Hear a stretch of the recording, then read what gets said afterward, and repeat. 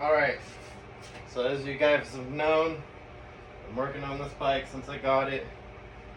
Forks are fresh, engine is now fresh, new intake. Working on redialing the carbs since I rebuilt the top end. Got an hour meter on it, full FMF. So, see how it is.